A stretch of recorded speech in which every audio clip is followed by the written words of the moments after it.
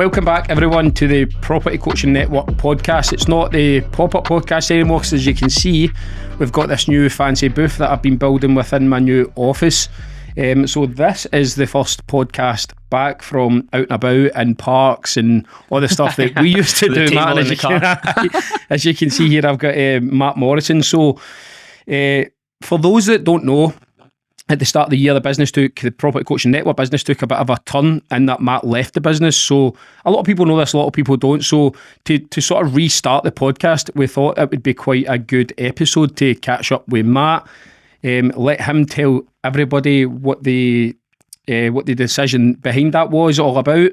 Because there's a few bits to it as well, and I'm sure a lot of people will take a lot from it as well. But so we thought this would be a good one to reintroduce the podcast in the new booth with Matt Morrison. So welcome back, Matt. Good Thanks to see much. you. It's good to see what's been going on here. So this is the second time I've been at your office now.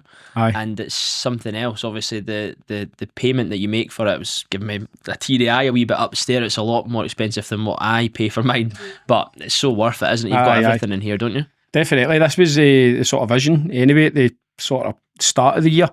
As the team started growing, obviously I've got 25 businesses. I've got a lot of businesses though, haven't I? So the sort of multi-business structure and model that I went for, and we just quickly... And you've got plenty of space as well to grow into as well, 100%, don't you? So it's good doing that, because I remember your first office, was it Wellington?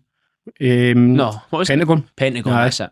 And it was like a room, wasn't it? And then you moved to Bishop Briggs, and then you were in that other office for like 10 minutes, and then you moved to Bishop Briggs after that, didn't you? We went to, I can't remember what the office was, but it was that one on the Kinnan Park, somewhere in Kinnan Park. It was a terrible move. The office was brilliant, but just getting there and getting back was just horrendous.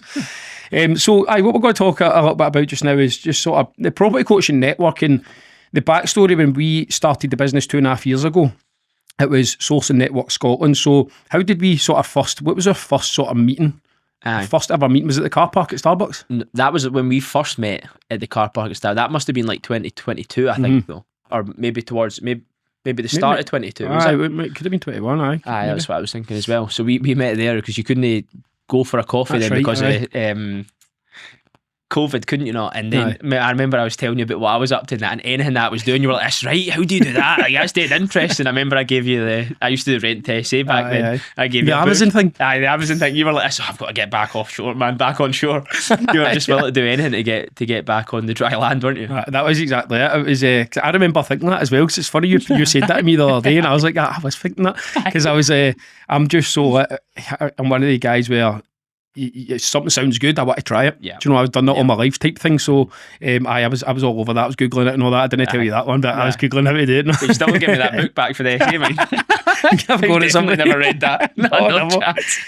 So we started that, and then we done a couple of deals, I think, and then you came out to my flip in Livingston at the time, and I can't remember why I'd been thinking about it, but I'd kind of thought about doing this kind of sourcing group as a way to kind of get more deals and then to get a wee bit of recurring income kind of selfishly as well. And then I was kind of thinking about it, and then when we met, I just thought, just right away it just clicked. Where you were based obviously through here and I'm based through in the east, I just thought the pool that you had for people knowing you and all that, it was just a kind of perfect blend, wasn't it? Yeah. And then I think we were trying to get like 20 people in the group or something, right. And then right away we burst through 50, and then we went up to like 80, and then we closed the doors. We closed the doors. But there must have been like 20 or 30 people on that waiting list, wasn't it? We thought, and it was just when network kind of groups like that were kind of brand new, wasn't it? So again, it was just timing, and then we took on a member of staff who Alex knows well, and then it just went through the roof, didn't it? Remember that? I mean, it was like heroin, wasn't it? I know. We started doing Facebook ads, and we must have went from like 80 members in the group, I think, to like 130, 140, like that, like in a space of maybe a couple of months, I would have said. And it was just something else, and then it just never quite got any like much further than that. But it was I would say to people ask me now that I miss working with you more than I miss anything else, to be honest.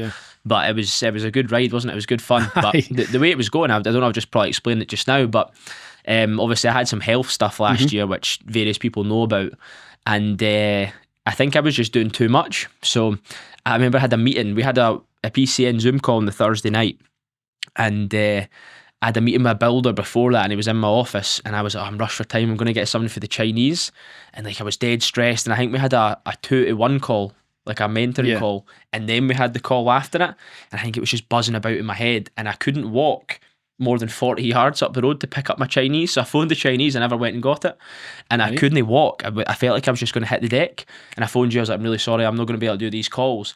And then from there, it was just like, so at least once a week, I was just getting these really like intense flashes of dizziness. Because I remember like when we were in one of the times we were in Blythewood, aye, and this was when we were going to do the course with Barry and everything. Right. We're introducing that part of it, just to try it out at the time. Yeah. And you had to walk out. I know. You literally had to walk. And I think that was like maybe the third time that you'd done something like that. Just got up and walked out. It was mental, but like it was just, I, as I said to you at the time, like, I don't even get the cold normally. Mm-hmm. I've never broke a bone in my body, right? So I've never been sick. I've never been in hospital. I've never been anything. And then all of a sudden, it was like I was going to pass out. And you know what it's like when something like that happens, you get into your head about it, and you think it's a lot worse than what it was. Yeah. So I went to the doctors, and they told me it was labyrinthitis, which was like, it's like dizziness. It's like to do with your balance. And they gave me 3 pills a day to take. Remember, I was taking all the pills. I used to come in my laptop bag in this big sachet of pills, and I would just pop them. And the weird thing was, it actually made me feel better. And I took them for 6 months, and the NHS says, look, it's going to be another 6 months before we can get you seen. So I was like, I can't live like this. It was really bad, like multiple times a week getting dizzy and having to miss work and cancel meetings, and there was loads of stuff like that I had to kind of miss out on, and it was kind of affecting me. I was like, I'm going to go private. So I got an ECG, I got a heart scan, I got a 24-hour heart tape, I got a brain scan, but within probably 5 minutes of having a consultation with the guy at Spire, the private doctor, within 5 minutes, I think it was like 250 quid for this consultation, and within 5 minutes I was explaining about it, and he was like, no, it's definitely not that, it's definitely not labyrinthitis. So I've been taking these pills for 6 months. The NHS told me that's pretty much definitely what it is, and that we can't get you seen for another 6 months. 5 minutes the guy was like, nah, definitely not that. So I'm sitting there, it was actually on a Thursday night, because I missed the call again, didn't I? And I was just there, I can't come, I'm waiting in this hospital. And so automatically I was thinking, right, well, if it's not that, what I thought it was, what the fuck is it? Like, what is actually wrong with me? Because I don't feel normal. You know yourself, like, that's no normal to be feeling like that. So that happened, and I says, well, what about these pills that I've been taking? They've been helping. The guy says, look, it's probably a placebo. Anyway, so I got a brain scan, I got all these scans. Placebo, did he? But these pills, I can't remember what it was, but I was like flat out taking them, man. Like sometimes I was like, oh, I might just take a 4th one, and like just trying to make myself feel better. And then I got all these scans done, and it was almost like the doctors thought it was stress, really, just trying to do too much, basically. Because obviously, you know what it's like, you just mentioned multiple businesses, there's multiple stuff going on. At that time, I was doing all the project management. Robbie had not too long started in the business in terms of the sourcing aspect of it. I was trying to get the letting agency off the ground, plus this, and then we were going to do a course, and we were doing podcasts, and we were doing this. Yeah, and I think I've just basically run myself into the ground, with not enough support for team members. Like, not for me and you, I mean, like in my own business, didn't have enough staff. And the doctor says basically, got all these tests done, they all came back pretty much fine. And they said, they think it's just basically stress, just doing too much. Really? And almost when the doctor told me that, and I had all these scans, because I knew I was all right, I was like, oh, like I'm fine. I got bloods taken and all that as well, so I knew like I didn't have diabetes or anything like that. And it's almost like once I was told I was fine, like gradually I just started getting better and better. So that was kind of a big reason why I kind of left the network.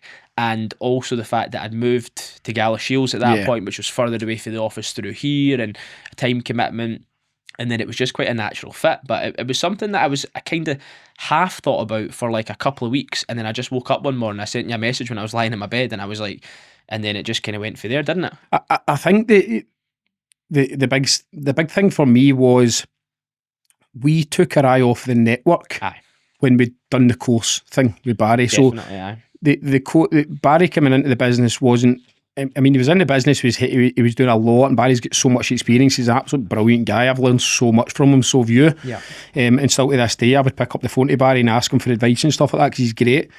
But we went in to do the course with Barry, and doing that was fine, but there was a lot of work. Totally. To build it all out. 100%. You know, it was a lot more work than I anticipated. 100%. And then we took our eye off the network. We were losing members. We weren't giving the network enough value. There was things happening in the background, and threshold and stuff like that as well. It's just a mixture of things. But like when we started doing the courses, I really enjoyed doing it, and I enjoyed doing it with you and Barry. And I think the people that came on it, I think a lot of them have had good success off it, as far as I'm aware of the people that I speak to anyway.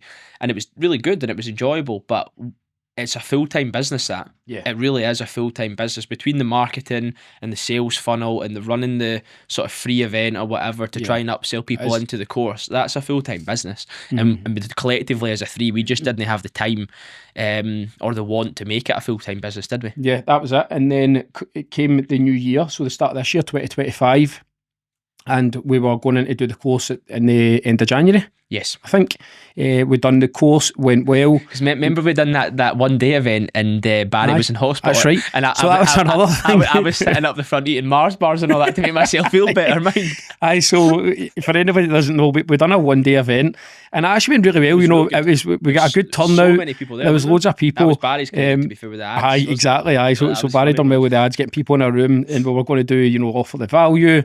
Do a bit of the pitch at the end, and Barry ends up in hospital the night before the event. So me and Matt and my old office, I think, were scrambling. Was it the old office? Late at night, aye. We were scrambling. I remember I was on my way through to Glasgow because I was stayed the night before, and I was texting you, and Barry said that he couldn't do it and all that, and I was just praying that you says, "Oh, I can't be bothered doing it." I was praying. I was like, "I really didn't." No, I remember because I was like, "Oh no, I was like anxious, and obviously I was going through like that was probably like the height of my dizziness. So that must have been like, but probably right in the midst of it, and I was just praying. I was like, "Oh, hopefully God he cancels it." And he's like, "No, we're doing it," and I was like, "Oh, fine, right, we'll do it." And then it went really well. So I'm so glad we did it. No, I know. But you know that moment at the time, you're like, "Oh, just please cancel this." And it could have been so easy just to cancel as well. So easy, you know what I mean? But because Barry was obviously doing Barry was doing a lot of it. Loads. And then he was also doing like the pitch. And to be fair, you picked up the slack. You done most of it because I literally couldn't do it. I was literally sitting at the table facing everybody, all nervous and all that, ramming bananas and Mars bars and that down my throat and taking the tablets to try and make myself like no dizzy. It was just mental that we managed to pull it off. Yeah. So after we done the course, it was a case of, right, let's regroup and let's see how we push on. Because I remember having that buzz after we done it, and you could tell people got a lot of value, and it was really good. Yeah. And then it was that buzz after it, like, right, we're going to push on now. And then we did try to push on with the network. We had to pick up the pieces a little bit. We had to try and get more members in. We had to try and give more value. But something just wasn't quite working out at that point. Totally. You had your things going on. Yeah. In the background, I was thinking to myself, truly, I was thinking to myself, I don't know if this is almost kind of ran its course with the three of us. Barry then stepped away. He was like, listen, yous crack on with the network. Yeah. And then me and you, as much as we tried, and there was never any disagreements or anything, I just don't think, because you had your stuff going on, I was busy this end, and we just weren't putting enough commitment into it. We're in quite a weird place, I think, and like going into the actual business side of it as opposed to the network. Like we'd hit the VAT threshold.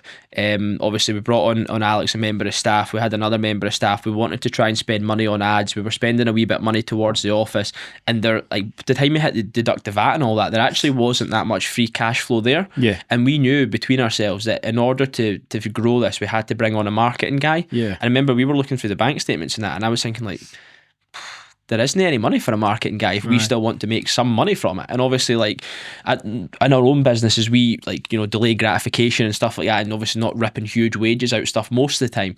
So when you've got a business like this, you know, and it takes quite time intensive, you want some money out of it. Aye. So I think like we just didn't have the money as well to go and do what it should have been done, if that makes sense, without sacrificing ourselves.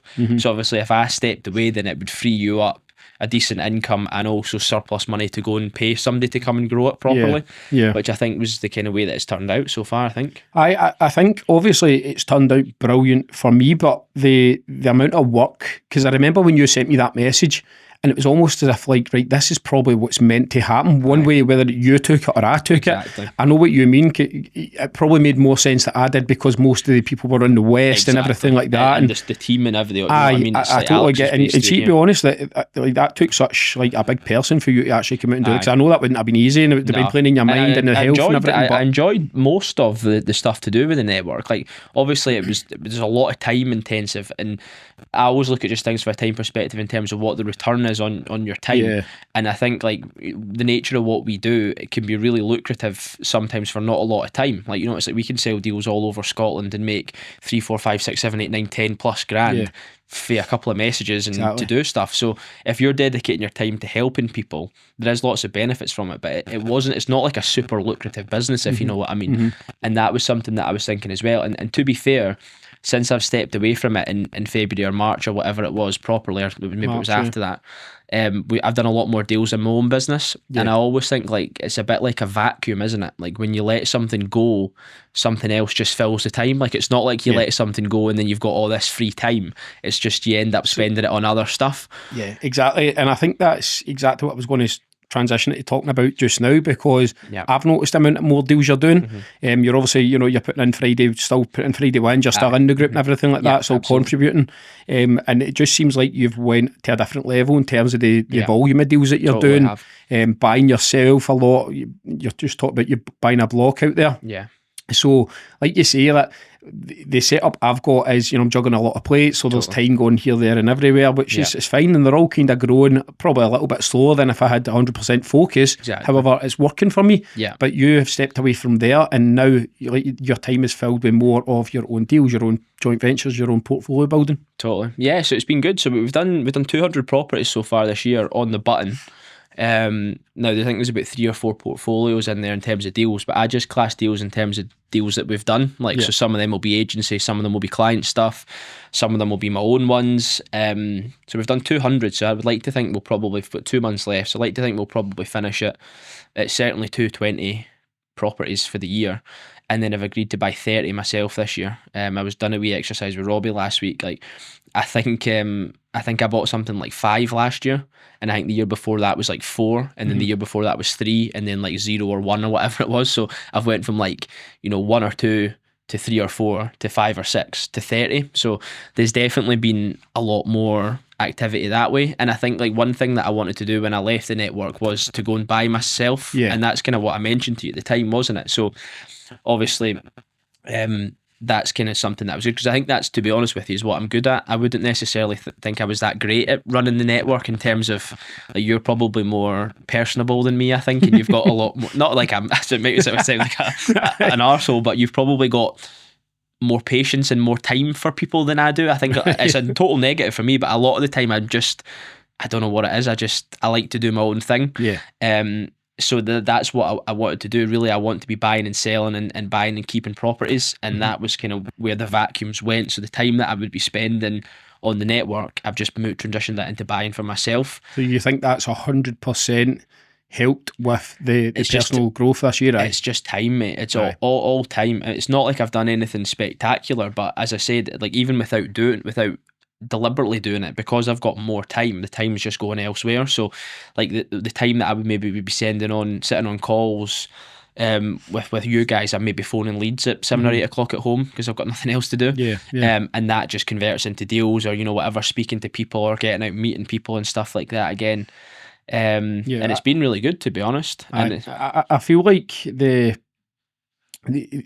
time thing, like I say, if you're focused on one business, a lot of people do say that, don't they? If you're focused on one business, you give it 100%, and then you maybe venture into different businesses.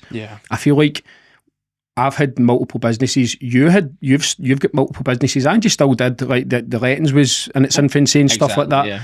But we were also in the network doing so much at one point. If you remember we had maybe 8 to 10, 2 to 1, 1 to 1 clients, and we were doing calls all the time. About the work in that as well, like, with buying stuff, you do the work once, and then the trades guys are in and you're following it up, and you're not really that actively involved. Even with the sourcing, to an extent, it's not like you're going out there and chiseling walls and laying floors and all that. Whereas with the network, you and I were booking the guests, and we were literally sending the call links, and we were booking the meeting rooms, and we were ordering the teas and the coffees, like, and it was almost like, in a weird, and that's what you've got to do when you start a business, isn't it? You've got to do that at the start.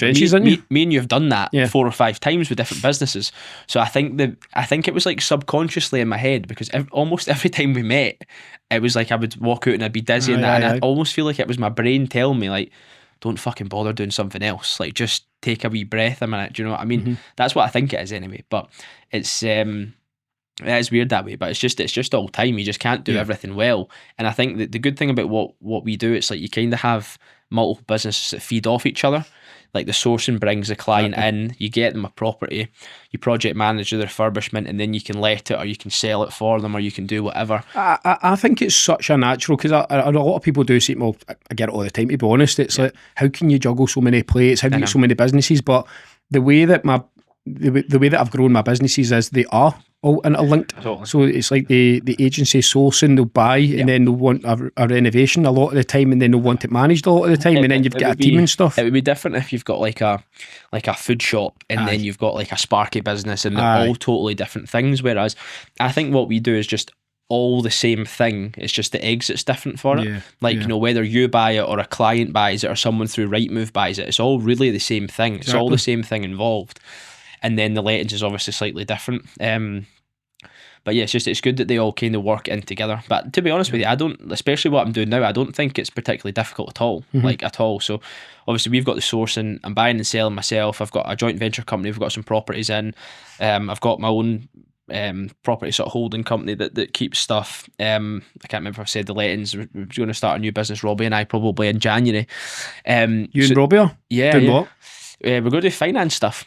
So Robbie's doing his maybe I shouldn't but I'm sure he wouldn't mind, but Robbie's doing his CMAP just now. All right, okay. So he's done like his accounting qualifications and stuff when he was at the council. So he's got quite a mathematical head, so he's quite interested in the finance side of it.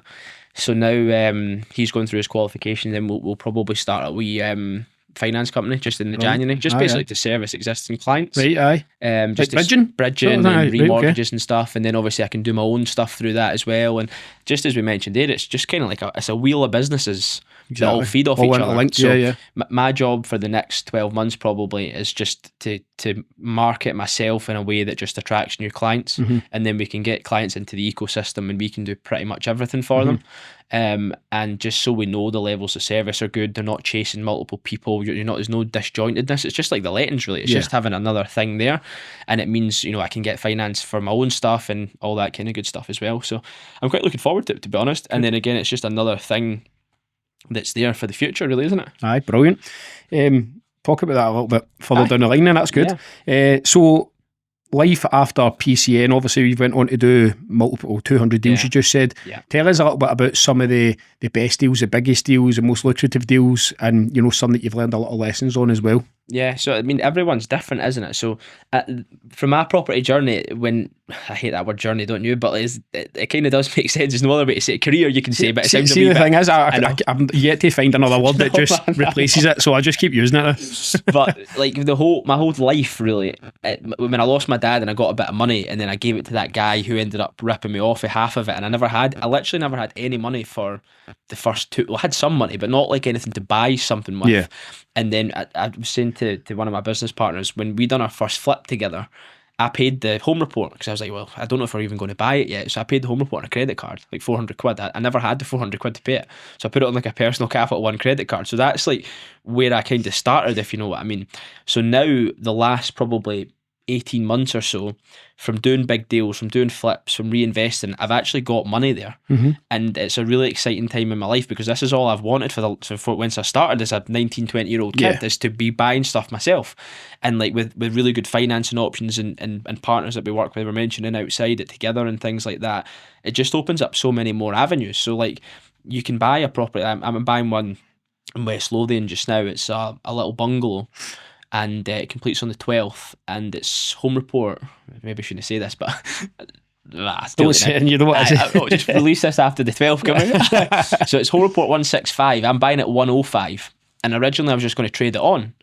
And then I thought to myself, it's coming up for winter and the market's probably going to be quite crap, and 165 in the home report, I'd never influenced it, but it's maybe a wee bit punchy, so I'd maybe sell that for at auction for maybe 140, maybe something like that. I don't really know.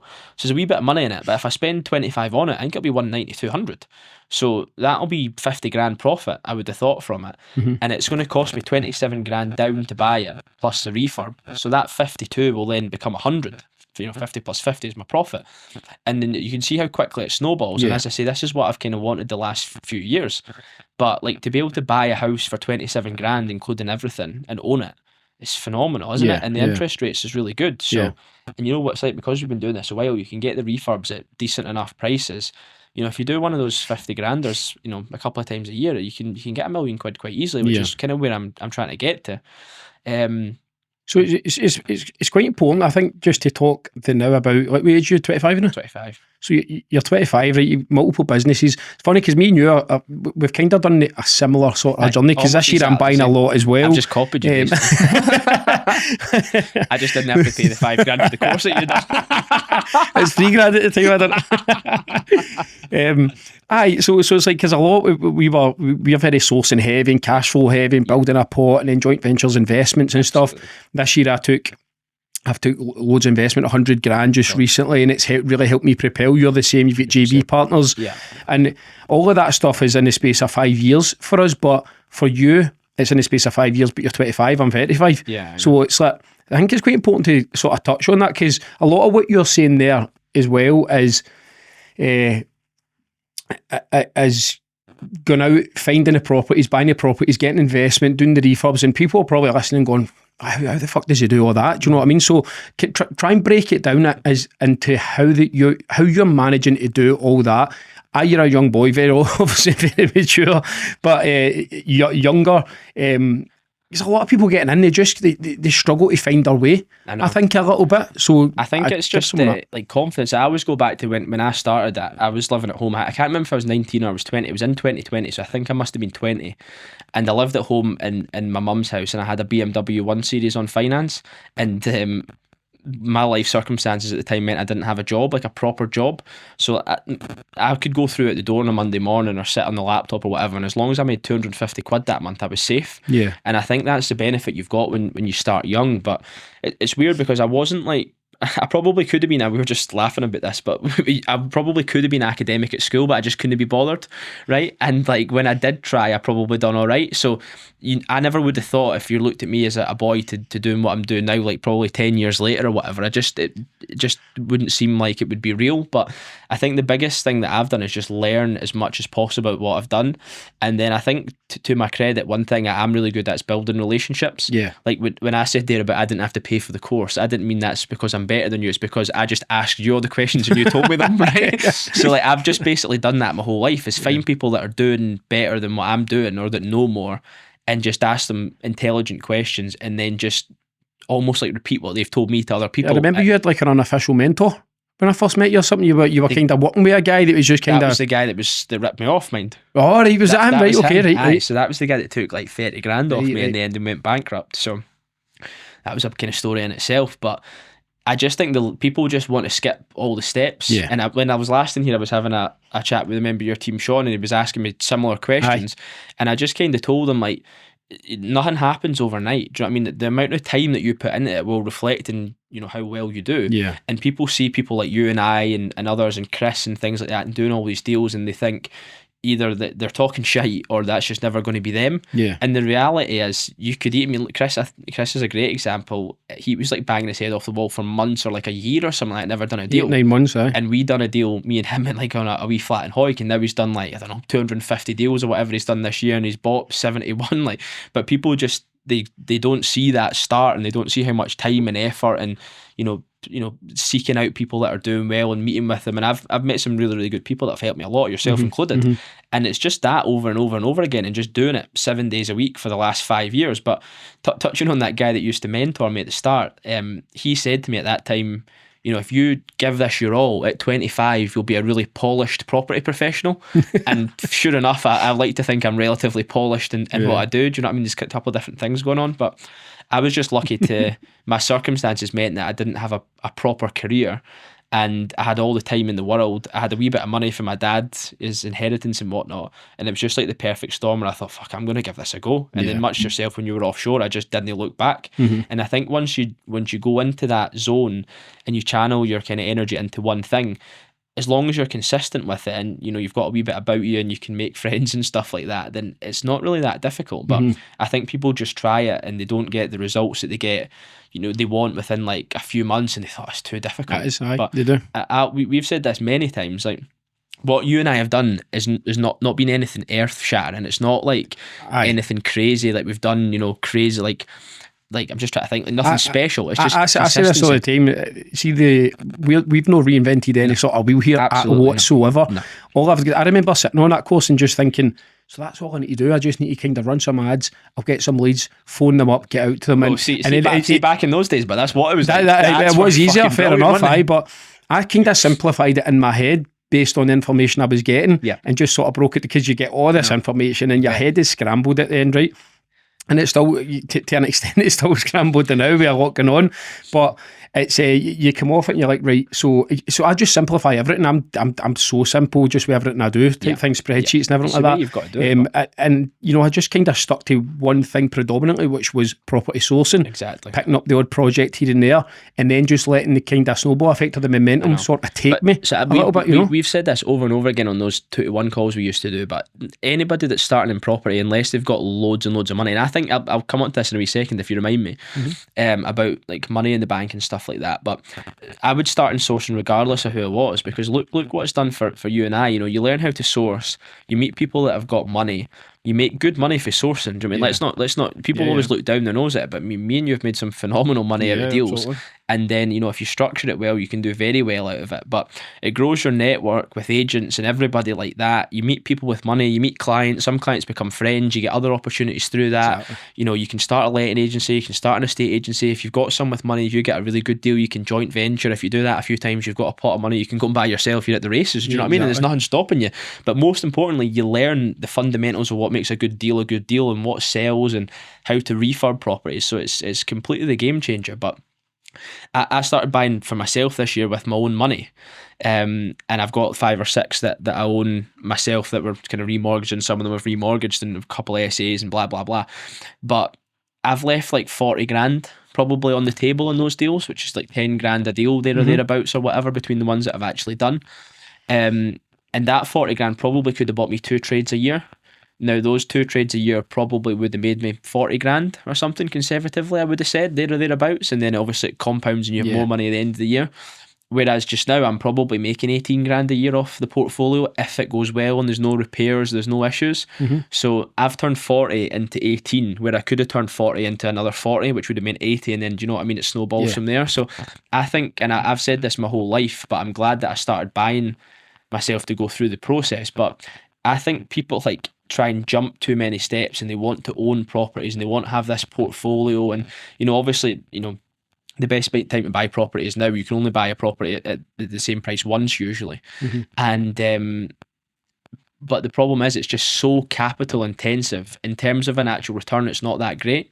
Whereas for me, for the next 12 months, focus on growing the businesses and getting new clients into the ecosystem, which is kind of what I'm good at, and then just buy and sell properties with my own money. I'm not interested in buying any more to keep, and that 18 grand or whatever it turns out as will be there at the end of the year, and it'll help me get my money back that I've left in them.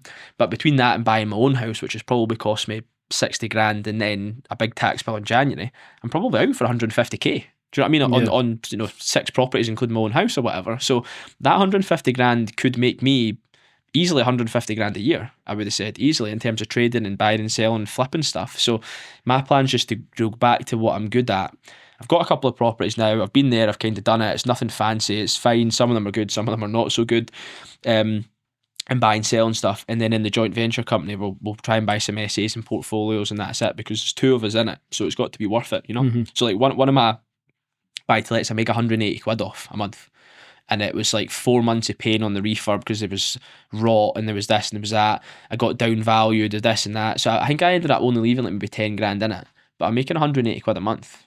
And I bought that in cash. I was in it for like 60 odd grand. I've got 50 of it back, but I'm making 180 quid a month. What's the point? Seriously, what is the point? I could have bought that for 32 and sold it at auction at 40 under the stamp duty threshold and made 6 or 7 grand or 5 grand or whatever, got my money back and away at the races.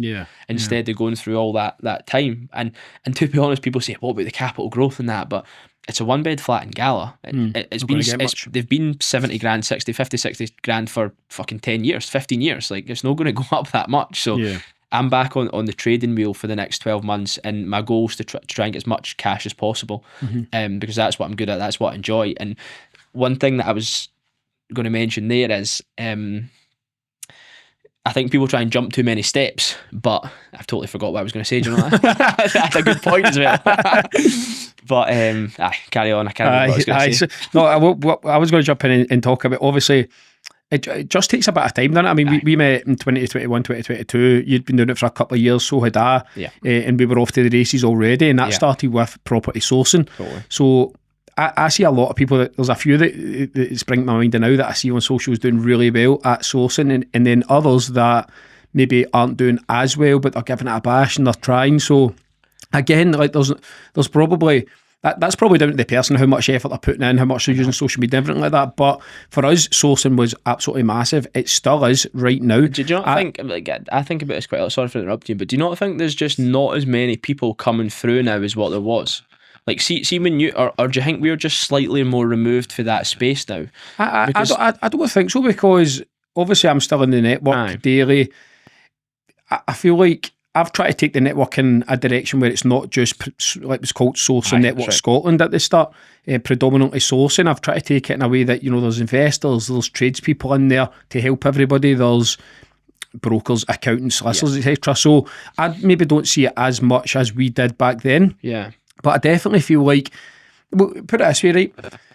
Seeing property, what's the number one thing that you're trying to do? It's find a house, find a deal. Yeah. So you're sourcing, aren't you? Yeah, everybody's sourcing, whether they like it or not. It's just whether you want to do it to the level where you call yourself a property sourcer, and I'm out there and I'm because that's what I was trying to do at the start. If you don't source yourself, you're just relying on other people. Exactly, which means you've got to pay them 3, 4, 5, 6 plus grand.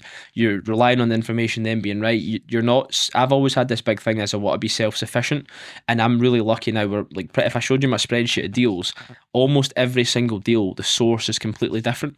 So I'm not like exposed to anything. When I first started doing this, there was like maybe 3 or 4 people max that I worked with that would give me stuff, and if those 3 or 4 people don't send you stuff anymore, your business is gone. Whereas I probably got 30 or 40 now, the people that pass us stuff, like not like that commonly, but maybe one every so often, and it goes really well from that. So that's a big thing. But people just want to be seen to be, and I've been there myself loads of times, like, oh, I'm not doing anything to do with this refurb, somebody can do it else for me, I'm like the big investor and all that, and all you end up finding is you just spend fucking shit tons more money. Like if you just do it yourself and you spend the time and get good at it, then learn it. Exactly. So I think there's a lot of that goes on, but I just think like when me and you started, property was like this pure hot thing and everybody wanted to do it, and there was loads of courses and all the courses were booked out, and there was loads of online webinars and like loads of stuff like that. I just don't know if it's quite the same flavour of the month as what it used to be. But again, that could just be because I'm a bit more removed from it and I'm not sitting on all these webinars like I used to be. Do you know what I mean? Yeah, possibly. So how do you see sourcing right now? What's your main streams to find deals? You mentioned obviously 30, 40 people there, but running ads and stuff like that. You still doing all the fundamentals you were doing back in 2020, 2021? So, it's kind of. I'm probably a bit lazier with it now, but we've been spending a lot more money on ads. The ad quality is terrible, as it always has been like that for a while, to be fair. But like that one that I mentioned there in West Lothian, and that came through the ad, so that's 40 or 50 grand in it anyway. And that came just from all through the ads and then negotiating well and whatnot. So that does happen. I'll still work with the same landlords that I've worked with for the last 5 years that passed me 1 or 2 a year. Loads of different sourcers. But again, that's like what I was saying is the sources that I work with now, I've done probably 10 deals with all of them, plus like a lot of the time. So it's the same people that are doing it. It's not like there's loads of new people coming in.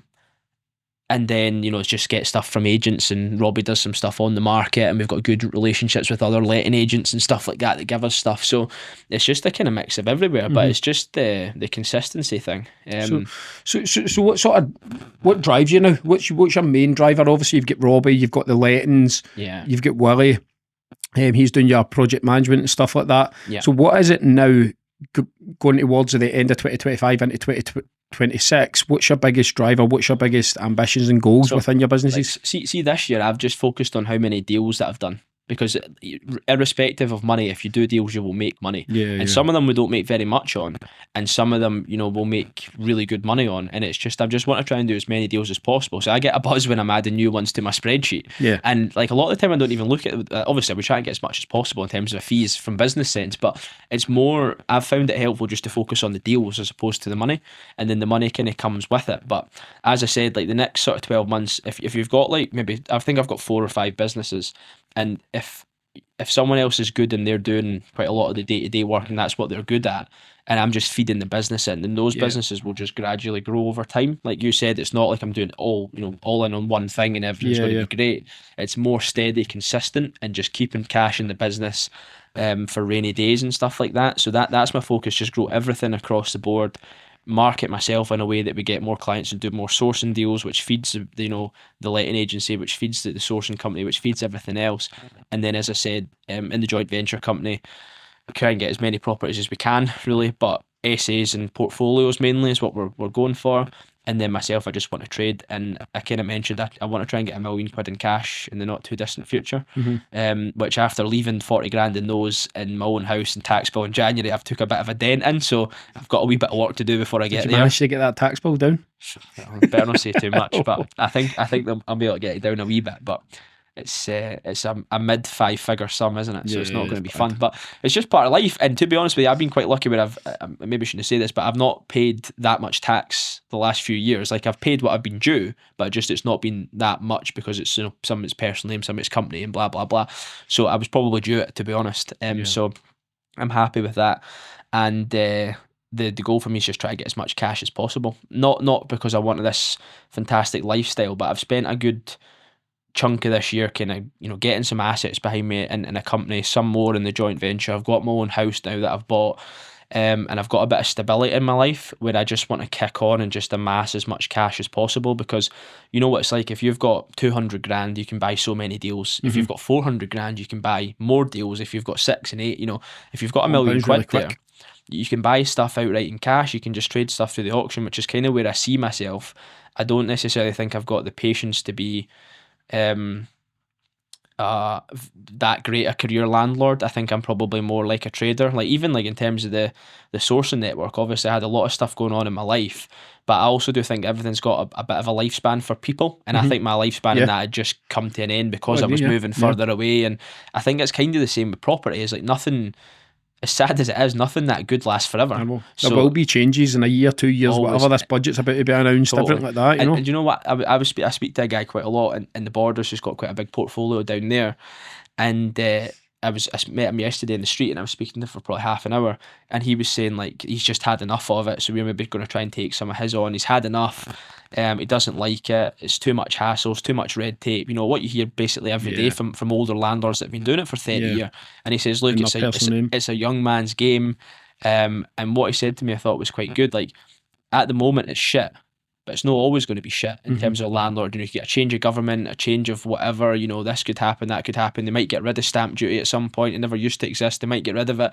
Maybe it'll take 20 years, but it might be good. Do you know what I mean? So even though it's terrible just now, it's probably not always going to be like that. As I say, things do change quite dramatically. See, the only thing is though, like all the announcements that they're making every couple of years, it's for the worst. It's for the worst. 6%, it's totally 4%, 6%, 8% EDS. What he was basically saying is, if you're happy with buying stuff now, you're going to be fine, because it can't get that much worse. Do you know what I mean? So like, if people are sitting on the fence thinking, I don't know what to do, like, now's the best time. I think you still just need to get involved, because like, you're going to have a deal presented to you, and you're just going to take it on its own merit. It might not be as good a deal as it was a year or two ago, but it's still going to be a good deal if you're getting a bit of discount, can add value, can refinance. We kind of briefly spoke about it, the lending products just now. Together, I've got a cracking product, 10%, 15% loan to value. People are still saying to me, oh, but I'm budgeting. Last night I had a chat with somebody at the football, and he was like, I'm just budgeting on 25% deposit, and I was like, you probably get 10 or 15% for what you're looking at now. That portfolio that I mentioned to you outside, I think I said to my business partner that we were going to have to put like 200 grand into it, and it's now probably going to look like it's more like 120. I mean, that's 80 grand difference. It's amazing. But it's just because it's so, and the rate is very competitive if you know what you're doing. That's the kind of stipulation, isn't it? But I just think the way that this guy was saying it yesterday is like, look, it might take 10, 15, 20 years, but things are not always going to be as bad as they are now. But he just doesn't have the patience or the lifespan in front of him to weather that storm. So I thought that was quite insightful, because when I look back at my life, I think when things are going really well, you think, fucking hell, I've made it. This is the way it's always going to be. And then inevitably things get shit, right? And you've overstretched yourself or whatever. That's what I was going to say. Remember that? You overstretch yourself or whatever, and then it's shit. and you think, oh my God, I've fucked it. This is what my life's going to be like for the rest of my life. Like, this is never going to get better. Then it gets better again. Then you think it's the same. You're like, oh, this is amazing. It's always going to be like this. And then it's peaks and troughs, isn't it? Yeah. But what I was touching on there is the last few months, probably maybe in the summertime, because I was buying quite a few and I bought them in cash. Some of the remortgages were taking longer. Some of the refurbs, you know what it's like. There's always issues with stuff. Were taking longer than anticipated. I left myself quite thin in terms of cash. Like, there's some money in the sourcing business, but in terms of my own cash, which is not a nice place to be. I've done the same with this time last year. When you get 5-figure VAT bills every quarter, and you've got, it feels like you're always forking out for some kind of tax, isn't it? And I've left myself really short. But what I didn't like about it was I was leaving myself really short. But the end goal was me leaving in 10 grand and making £200-300 a month. That's the best case scenario. Is I get this money back. Exactly. I leave, the money's out there. It's coming back. No, but that's not what I'm saying. Like, from a portfolio building perspective, I put 60 grand into it and I was getting 50 back, and I'm looking at it and I think, okay, I'm going to make £250 a month. So when I do get this money back, I'm 10 grand short of what I was, and I'm only making £200. That's the best case scenario, right? If everything goes well, that's what I'm looking forward to, right? Is I'm losing 10 grand and I'm getting £200 a month. That's the good thing. Whereas now with this flip that I'm doing and other flips, it's probably going to be a not too dissimilar situation. There'll be a lot of money on the table, but when it does go right, there'll be 50 grand profit coming back. So your light at the end of the tunnel is 50 grand profit instead of losing 10 grand and £250 a month.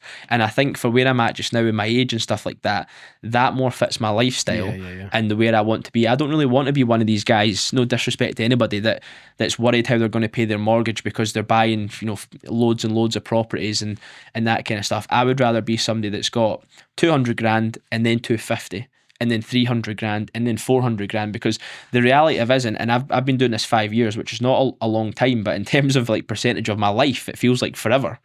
And I've lost businesses. We've put businesses not so much under, but we've had to close them, like the Amazon business. And when I done Rent to SA and things fell apart and I had to borrow money off investors. And the reality is, if I didn't spend all the money that I had and I had it in the bank, you can weather any storm. Whereas if you're constantly robbing Peter to pay Paul and struggling for cash, you don't have any money in the bank, a big VAT bill and you're fucked, a big tax bill and you're fucked, or something happens, or someone gets broken into, or someone gets set on fire, and you can be out the game, and that's you're zeroed starting again, or there's a crash or whatever. Whereas if you've got £500,000 in cash, like, this is quite a good story. I'll not mention names, but a guy that I used to do a bit of work with, they went bankrupt, right? And really nice guy, helped me out loads. That didn't end that well for him, but he went bankrupt. They had 120 properties, right? And during COVID, with all the stuff that was going on in the climate, he was offered a payment holiday for all his mortgages, 115 or 120, whatever he had. He was offered a payment holiday, 12 months, don't pay as a mortgage, just collect your rent. He would have banked 650 grand, right? Cash to him, didn't have to pay any mortgages. The mortgages would just restart the next year. He says no, because his mortgages were nearly expired. So he says no, he says, oh fuck it, we'll just carry on. He went bankrupt the next year. Really? So if he took that payment holiday, this is God's honest truth, this isn't the third time, this is him speaking directly to him. If he took the holiday, he would have banked 650 grand or whatever in cash for his rents, no outgoings except insurance or whatever, banked it in, and then the mortgage would have started again. He would have made 300 instead of, do you know what I mean? So he said no, just out of stubbornness and because his mortgages were nearly done, and he went pop like maybe 18 months later. It seems insane. Crazy. But at the time, he felt like he was doing the right thing. But my point is, if you've got enough cash in the bank, you can do anything. You can decide you want to work for the next 6 months, or if you get ill, or like I did, or whatever, or something happens in the economy or whatever, renter's right bill is coming in, whatever. It doesn't matter because you've got money there. So that's kind of where I'm going with it from a stability point of view, and because that's what I enjoy. So the light at the end of the tunnel for me now is 40 or 50 grand coming out of it instead of losing 10 grand. I know you've got an asset, but it's a wee shitey flat, right? Let's be honest. And it's good for some people, but I think if you do this day in day out, it's not the best for me anyway. Yeah. Do you think then that's the typical get into property, get loads of properties, buy to let landlord, and maybe the egotistical way to look at property, because look at all the properties I've got. Because what does somebody, if you're in property, the first thing they ask you is how many buy-to-lets you got. I know. They never ask you how much have you made on the last 10 flips you've done, or have you ever traded a property, because one, they don't really know what trading is, two, they're not really sure what flipping is. They know you buy and sell for a profit. It's all about how many buy-to-lets you got. And buy-to-lets is the lowest incoming strategy, really, if you think about it. You can source one deal and make the same amount as a 10-unit portfolio, can't you? Yeah. A lot of the time. So I'm totally with you, Matt, by the way. It's I'm diversifying a little bit, couple of SAs, couple of buy-to-let, stuff like that, chipping away, just growing, because I wanted to buy 6 at one time when I started buying, but it's not worked out like that. I've bought a few this year and whatnot. I've got the pub conversion, that's going to be SA units and stuff, so it's opportunities into they come to you, and then you just take them as you see them. But I'm definitely with you in terms of the chunks of cash. I've always enjoyed the chunks of cash, even though it's out there, even though this time last year I had so much out there in different trades and flips and stuff, but it was coming back. But it was one point in November last year where I was like, this is fucking grim.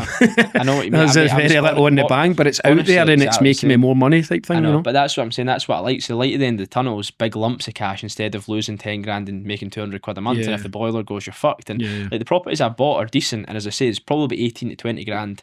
Although I might do one as an SA and maybe make a little bit more.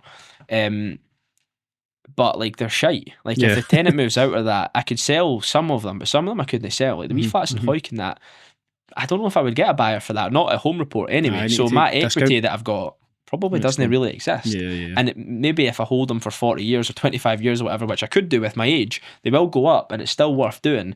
But it would be worth doing if I had £1 million in the bank. It's maybe not worth it if I've not got that money to invest, because if you tie up the cash, eventually it's gone and you've got to start again. And you need money to make money, don't you, fundamentally?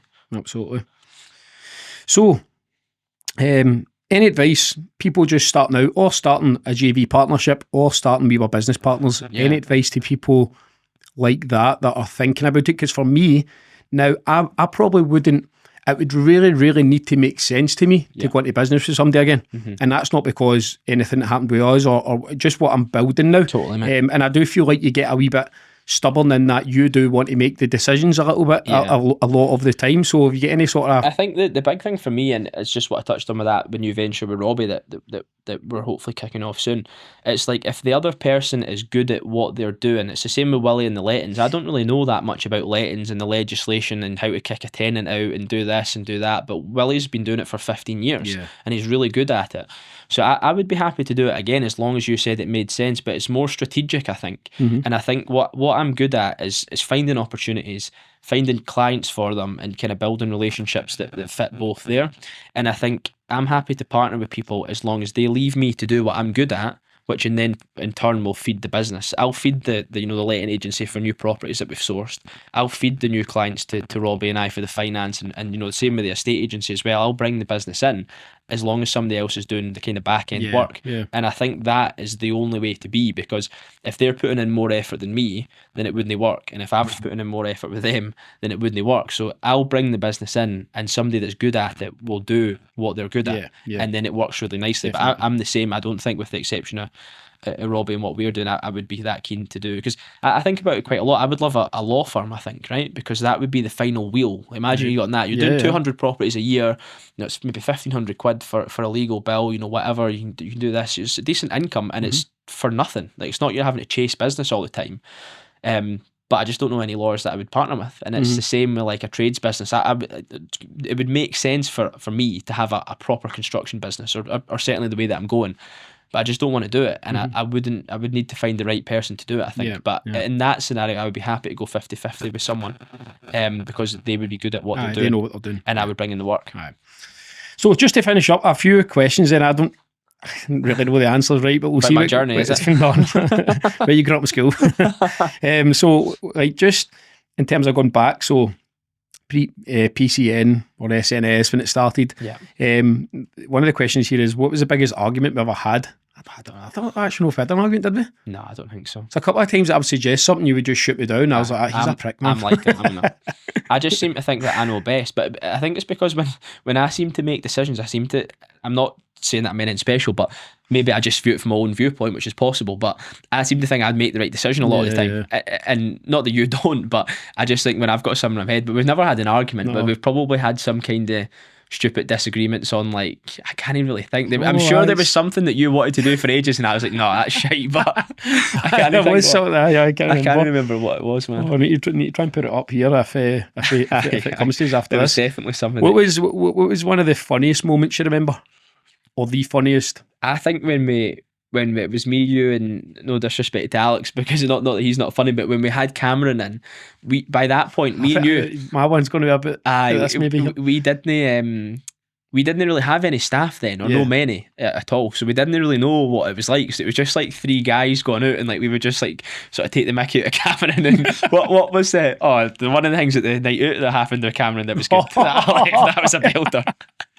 that has to probably be up there with me, man. But we've had so many, mate. Me and you have had some laugh, man. That's what I was saying. The biggest thing for me is just working with you was phenomenal, and yourself as well, Alex. To be fair, you're very good at what you do, and it was some laugh, mate, and I do miss that. So that's one of the things I miss. But one of the funniest things, remember we went down to Tom Smith, or what he's called, and Cameron, and was it Cameron's one of his first journeys or Alex's, and Tom was 1,000 mile an hour, and them trying to get set up and us just tripping about his flat and stuff like that, just like a pure fish out of water. That was one of the things I was thinking about, was just because they were so stressed because of the way Tom was. But we kind of knew the way Tom was a little bit, but it was still dead stressful. We knew we were like tight for time, and we were like kept looking over them, and they were like setting up the tripod like that and all that. But I know it was just a right good laugh. So last one, last two. So what was the worst thing about working in the network for you?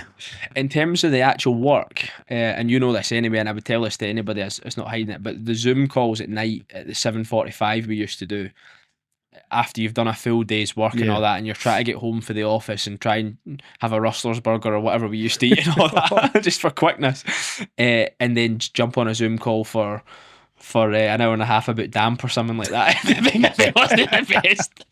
It maybe wasn't the best, but I liked it. What the thing is, the thought of it was almost a lot worse when we actually got on the call. We've seen people, and it's just some really good people in there. Do you know what I mean? People that we've made mates with from it. It was fine, but for me, I liked presenting. But when I wasn't presenting, I was just listening to somebody else. I was like, oh god. Sometimes it would go on for like 2 hours, and that was probably the thing that I didn't like the most. Everything else, everybody in it was great. And what was the best thing?